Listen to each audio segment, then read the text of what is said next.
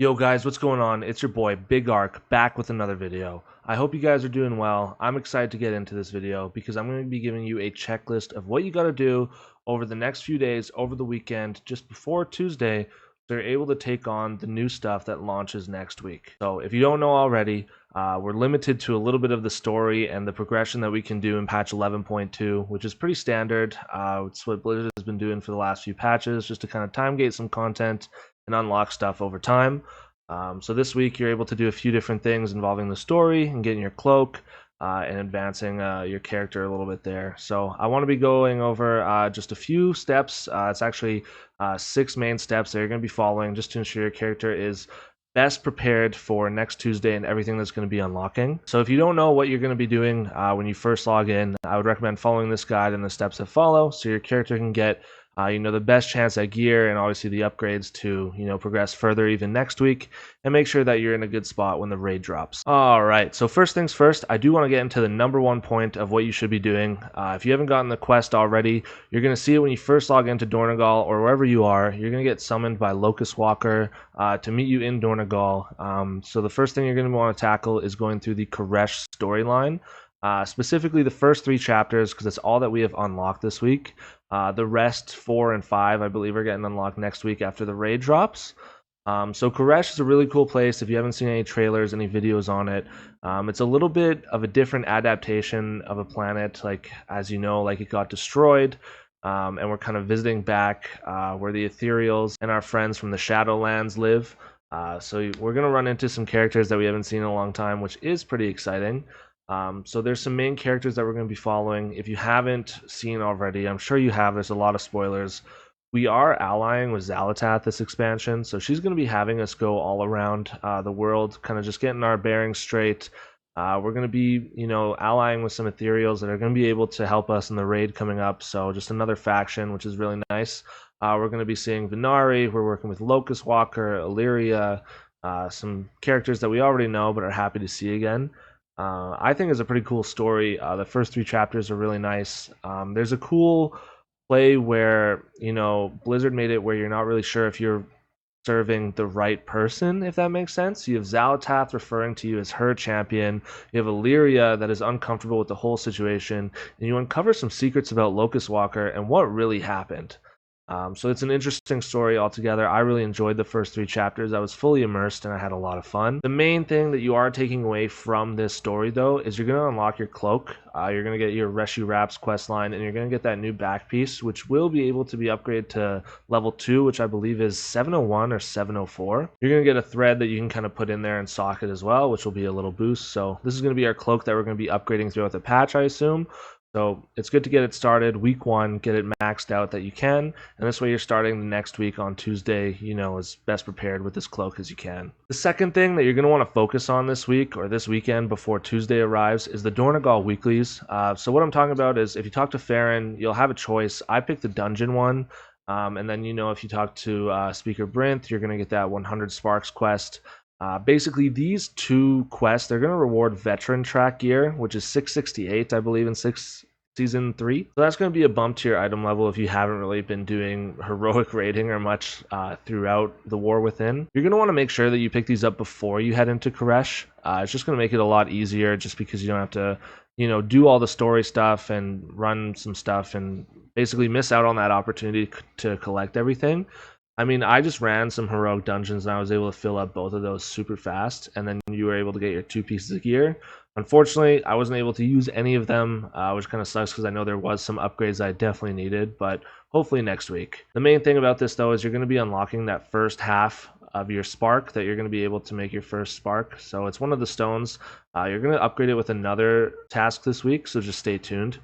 While you are in Koresh, though, I do recommend doing the world boss. It's going to drop champion gear, which is going to be a nice little boost if you don't really have it already. I believe it's 684 gear, that's champion track, and you're going to be able to upgrade it right away with some of the crests that you receive. So that's a good way to kind of get a bump ahead of the game before next week. One of the most anticipated ways and kind of expected ways that you're going to gear up is going to be through Mythic Zeros. So after you do the story, the weeklies, and you kind of do the world boss, what I would recommend is trying to get a few Mythic Zeros under your belt.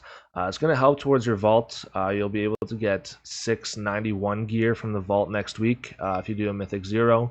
And then you're going to get your routes down. Like, it's good to practice now before you start pushing keys. If you aren't really too confident, I would recommend doing some heroics. You're going to be able to see the same dungeons that you're going to see in the season 3 rotation, and from there you're going to build your routes, build your strategy. If you're doing it with a guild, you guys are going to get more familiar with everything and how you like to do stuff.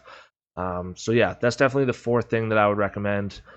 During the dungeons, the bosses do drop 684 champion gear, so if you're lucky with the drops, you're going to be gearing up your character as well, which is a great way to start and a great position for your character to be in before next Tuesday. The last thing I'd recommend is for all the solo players out there, if you're not really comfortable doing the Mythic Zeros, or if you just want your chance to get the best gear for next week, I would recommend to start doing some delves.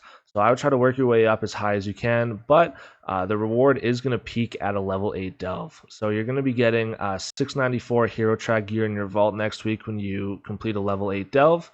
But if you want to push it all the way to level 11 and unlock everything for when you have to start doing bountiful delves next week, I would recommend doing that as well. You'll also have the chance to get a second half of a spark. I know that we talked about doing the weekly. Originally, you're going to get that first half. This will allow you to create your first crafted piece, which, if you are a profession character, you're going to be able to make it yourself, but otherwise there's going to be plenty of people ready to make that for you to bump up your item level. There are 2 new delves on Koresh that look pretty sick, so if you haven't checked them out already, I would definitely give them a shot. The other thing with delves too is you're going to start seeing an underpin-like character for our new season. Her name is Kaiveza. She will start appearing in level 7 and above delves, which, will be pretty cool when we have to take her down. The last thing I'd recommend, if you have completed the story, the weeklies, the world boss, the Mythic Zeros that you want to do, and the delves to unlock your vault for next week, is just going to be kind of maxing out your crests. There is a seasonal limit, as you know, so this first week cap is posted in your currency tab, so you're going to see how much you can farm. I would just recommend it because if you are going to be unlocking some more stuff next week, especially some items from the vaults, everything resets with the weeklies and raid and dungeons, you're going to be upgrading some stuff right away, so having those extra crests will really maximize what kind of armor you're going to be able to get. So that's my recommendation if you've already done 1 through 5. Great way to do this is through rare spawns or dungeons or just any kind of quest content that is on Koresh. Any of the side quests will reward you Valor Stones as well, which will just be able to help you fund your upgrades next week. So if you've done all this, I would recommend just preparing your alts. I know that I'm in a raiding guild, so there's going to be 2 characters that I'm going to be kind of maining. So first one is my Brewmaster Monk, recently changed from Mistweaver. His name is Chud Nugget. You'll see a little bit more about him. I got some guides coming soon. And then I also have a Shadow Priest that I'm going to be kind of second maining, just kind of as off spec if I'm not able to tank or heal. I'm very excited for the new raid that's opening next week and also the end of the War Within story.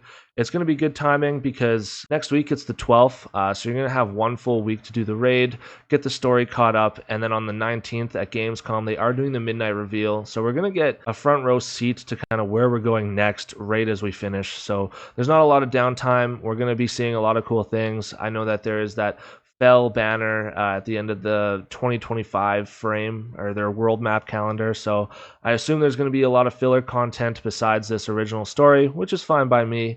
There's always stuff that changes in the 0.5 and 0.7 patches, but I will be excited to give Legion Remix a try whenever that does drop. So thanks again for tuning in. This has been my guide on what you got to do before next Tuesday to kind of get caught up and in the best position possible for your character. If you did enjoy, please like, comment, subscribe.